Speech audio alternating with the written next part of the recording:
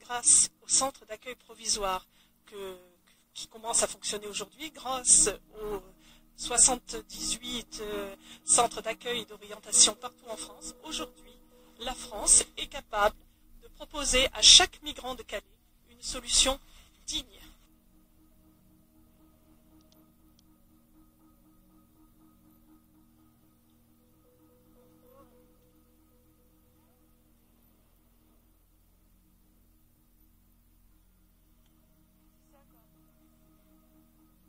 When you go, you have to put your fingerprints or something from your hands to enter to the deer. It's not looking like a camp; it's looking like a prison. You know, no one will be happy to go in the prison by their own choice.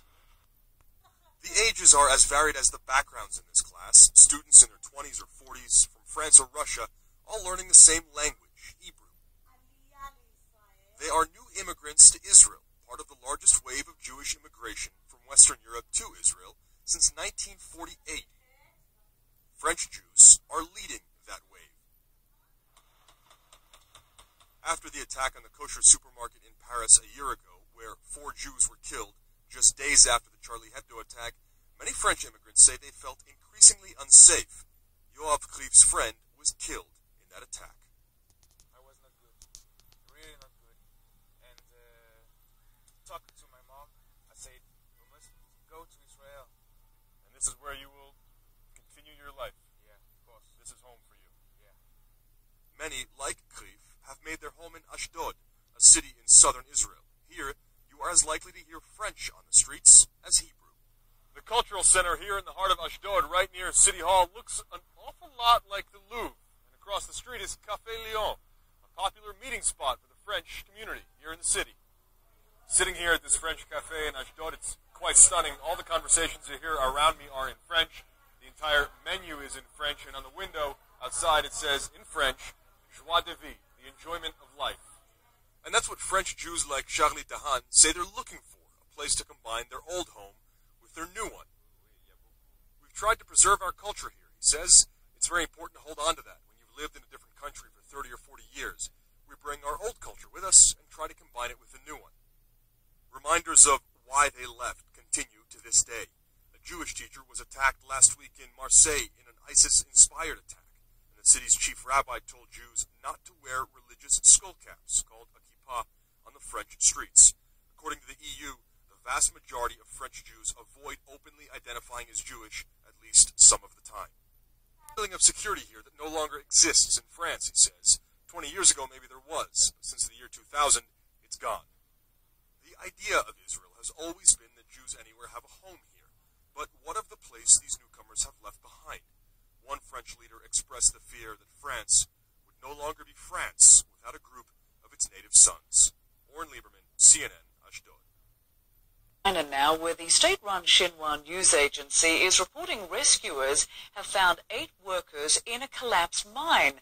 The miners have been trapped for 5 days. Rescue crews can now talk to them using an intercom system, and they're delivering food and other provisions to them as well. The mine in Shandong province collapsed on Christmas Day, killing 1 worker. 9 people are still missing.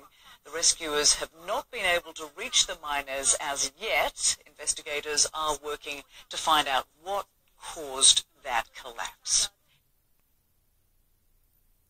Yeah, and during this time of, economic uncertainty, here's video of President Xi arriving in Saudi Arabia. He'll also be visiting Iran and Egypt during this trip. It is kind of an unusual trip.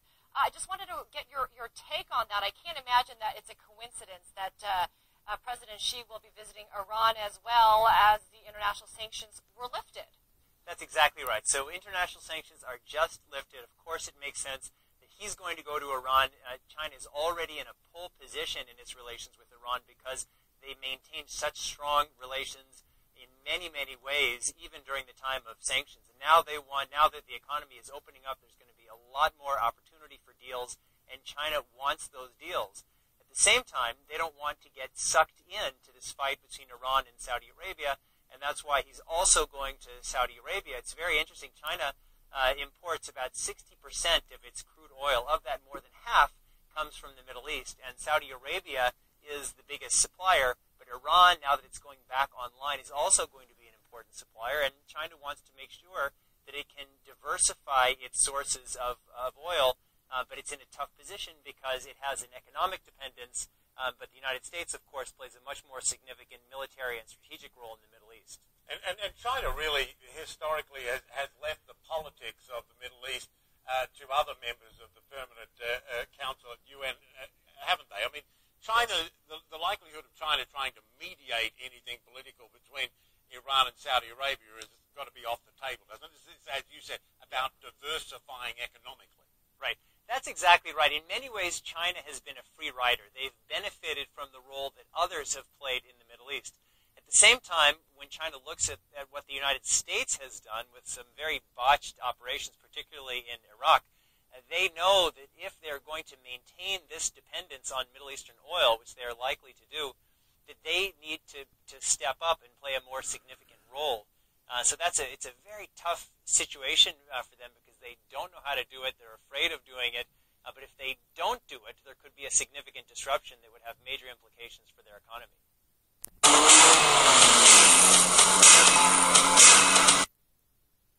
From one of Europe's power women to the others left behind.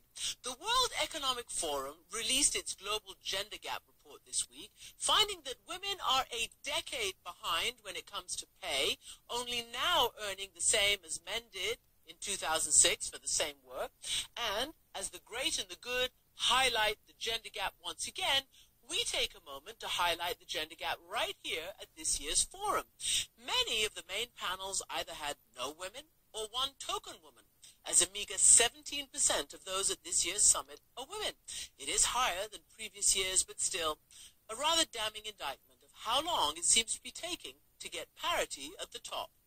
At CNN, and we're now getting more details of this possible school shooting at Saskatchewan in Canada. According to multiple reports now, and there may even be casualties and some deaths. Now, the Royal Canadian Mounted Police and emergency personnel, they are responding to a shooting. It's at the La Loche Community School in the northern part of the province. According to a post by the Saskatchewan Premier Brad Wall on his Facebook page, he says, "Words cannot express my shock and sorrow at the horrific events today in La Loche. My thoughts and prayers are with the victims and their families. Thank you to the police and emergency personnel providing all necessary crisis support."